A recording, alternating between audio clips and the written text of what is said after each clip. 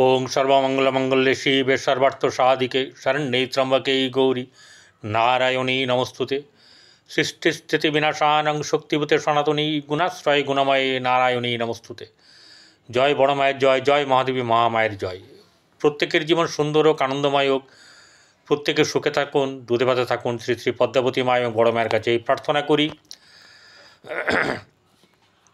आज आपनादेर सामने मान्थलि राशिफल बा मान्थलि प्रेडिक्शन निये आमी परितोष दे ज्योतिषाचार्य परितोष दे चैनेले এই ভিডিওতে উপস্থিত হয়েছি। প্রত্যেককে আমার এই চ্যানেলে স্বাগত জানাই। প্রত্যেকে ভালো থাকবেন। যা বলি জ্যোতিষকে জ্যোতিষের উপর ভিত্তি করে মন গড়া কথা বলা আমার স্বভাব নয়। একটা কথা হচ্ছে যে জ্যোতিষ যা বলবে তার বাইরে বললে খারাপ হবে। আরও একটা ব্যাপার, যারা আমার ভিডিও আজকে বহুদিন যাবৎ দেখছেন, ফলো করছেন, তারা একটা জিনিস জানেন যে আমি গোচর বিচার করি। কারোর পার্সোনাল কুণ্ডলী নিয়ে এখানে আমি বলি না। অনেকেই বলতেই পারেন আমার সঙ্গে মিলল না, নেগেটিভ কথা, আমার বিরুদ্ধে কথা আমি বলছি। অনেকেই বলতে পারেন কই দাদা বা স্যার আমার সঙ্গে তো মিলছে না। দেখুন, ওই যে বললাম কারোর পার্সোনাল ছক বিচার করছি না। বিচার কীরকম হবে? গোচর বর্তমান সময়ে যা হচ্ছে সেই পরিপ্রেক্ষিতে কিন্তু আমি আপনাদের সামনে তুলে ধরব।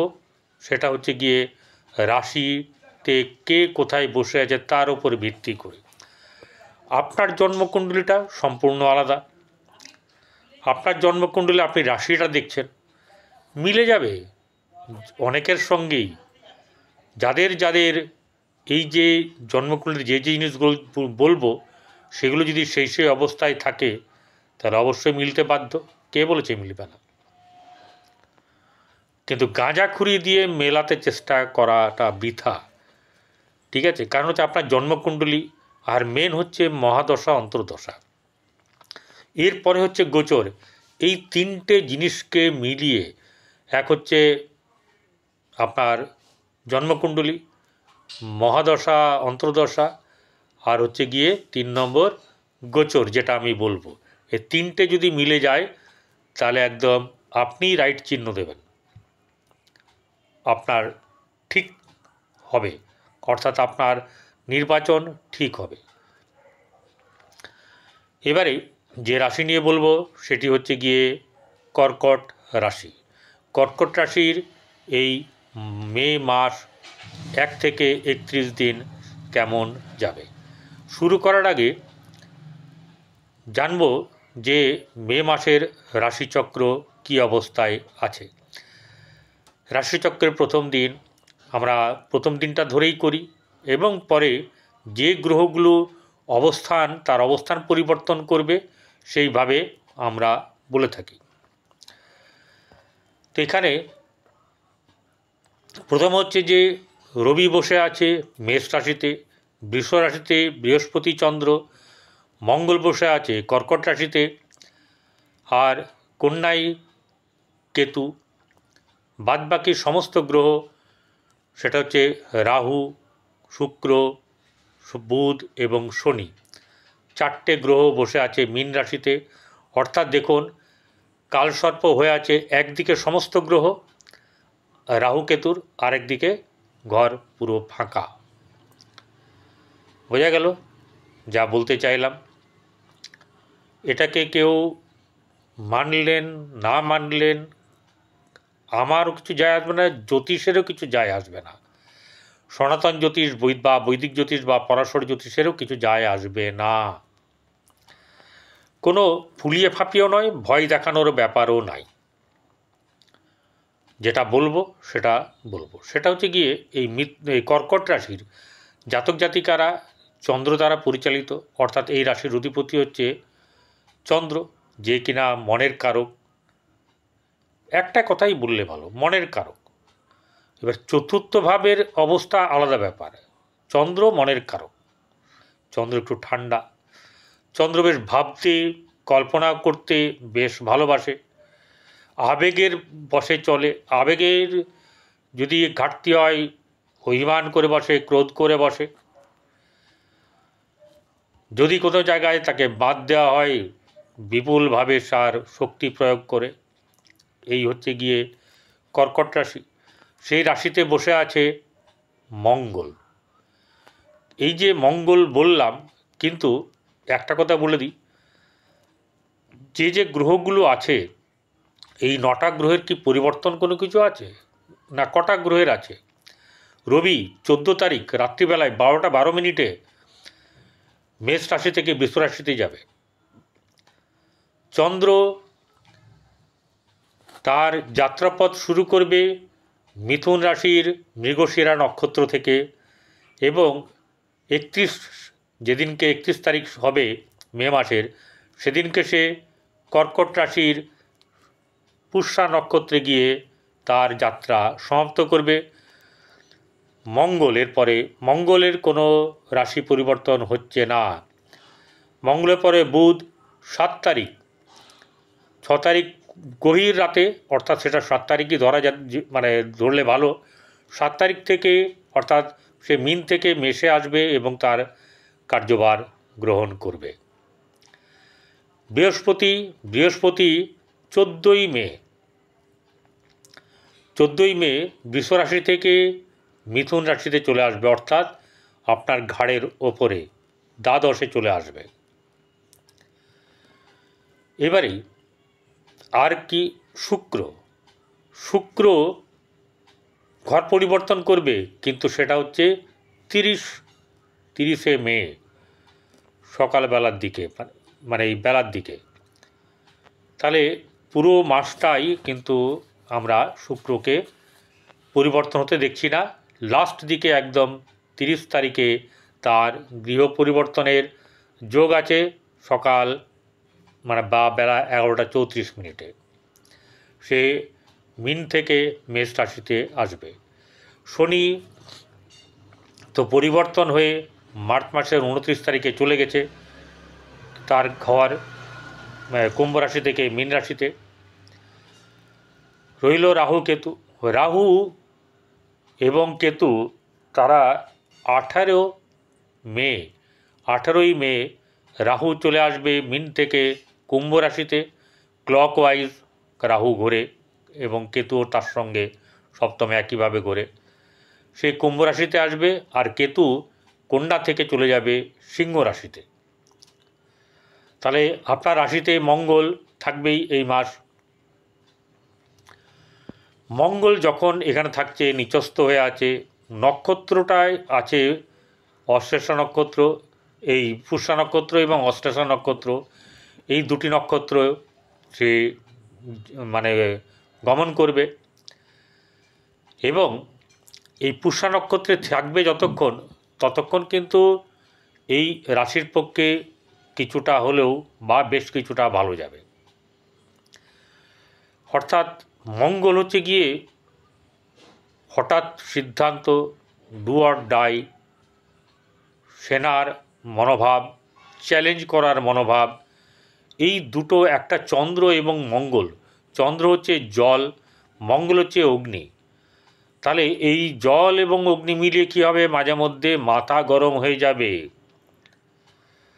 মাথায় বায়ু উঠে যাবে, ঠিক আছে। ক্রোধের ব্যাপার যেমনি আসবে, তেমনি আপনার বাস্তব জীবনে মানে শরীরের ওপরেও কিন্তু ক্রিয়া হবে, যাতে করে আপনার হাঁচি সর্দি বা এরকম ধরনের সমস্যা, পেটের সমস্যা, এই ব্যাপারগুলো কিন্তু হবে।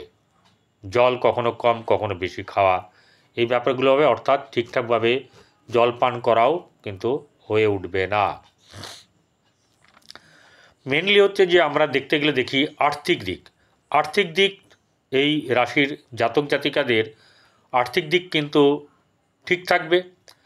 অর্থের দিক থেকে যেমনি 14 তারিখ অবধি সে দশমভাবে থাকবে, অর্থাৎ কর্মের দ্বারা, এবং তারপরে যখন 14 তারিখে চলে যাবে, 15 তারিখ থেকে আমরা বৃষ রাশিতে পাবো, অর্থাৎ একাদশে পাবো, সাফল্য লাভ পাবো, উন্নতি, আর্থিক উন্নতি এবং সাফল্য লাভ আর্থিক দিক থেকেও লাভ, এই ব্যাপারগুলো পাবো।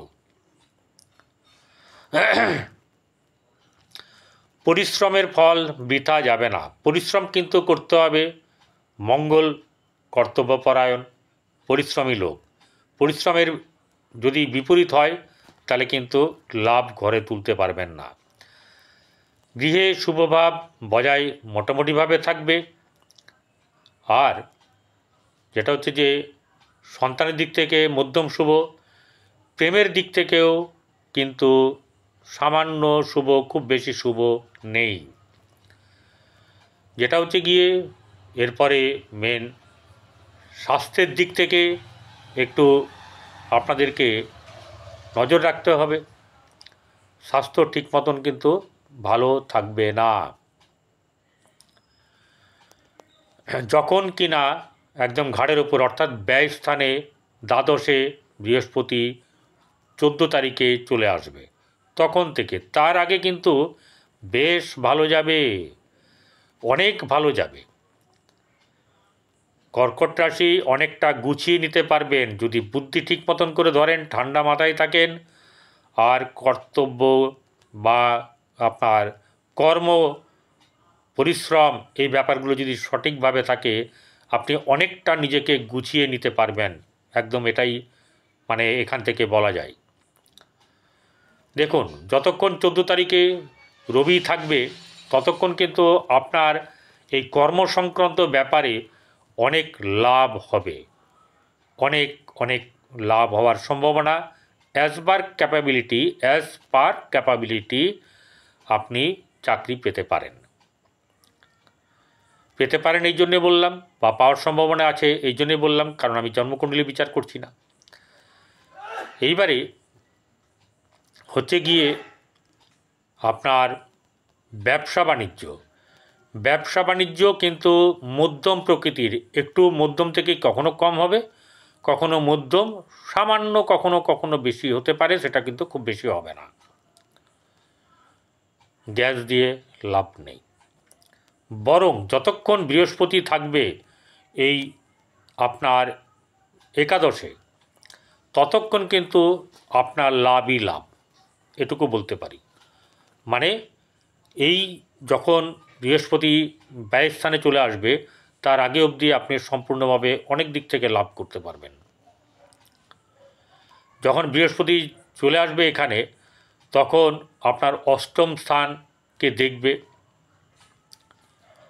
অষ্টম স্থানে আবার 18 তারিখে চলে আসবে হচ্ছে গিয়ে রাহু, সেই দিকটা খারাপ।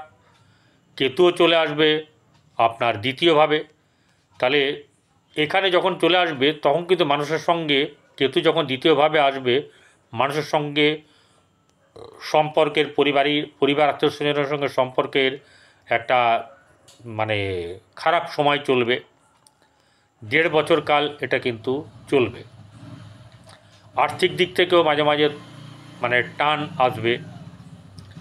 অষ্টমে রাহু থাকলে আপনার ক্ষেত্রে কি হবে?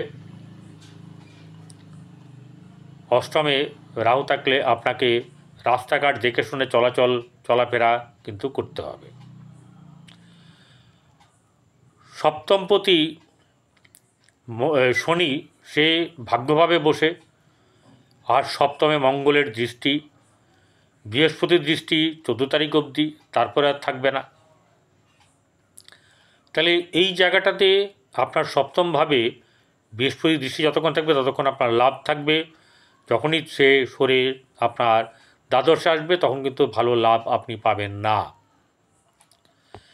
ভাগ্যর ব্যাপারে আপনার এখানে শুক্র হচ্ছে চতুর্থপতি এবং একাদশপতি, যতক্ষণ ওই ঘরে থাকবে ভাগ্যভাবে ততক্ষণ কিন্তু আপনার ভাগ্য বেশ ভালো চলবে, এবং সারা মাসই মোটামুটি আপনার শুক্র ওখানে থাকবে শনির সঙ্গে, অর্থাৎ ভাগ্য আপনাকে সাথ দেবে, এবং আপনার ব্যবসা বাণিজ্যও কিন্তু মোটামুটিভাবে চলবে, মোটামুটিভাবে প্লাস মাইনাস করে কিন্তু চলে যাবে, ক্ষতি হবে না। কিন্তু কেতু দ্বিতীয় যখনই ঢুকে যাবে তখন আর্থিক দিক থেকে মাঝে মাঝে ব্যয়, ধার ইত্যাদি নানা রকম কিছু ঘটনা ঘটার সম্ভাবনা থাকবে।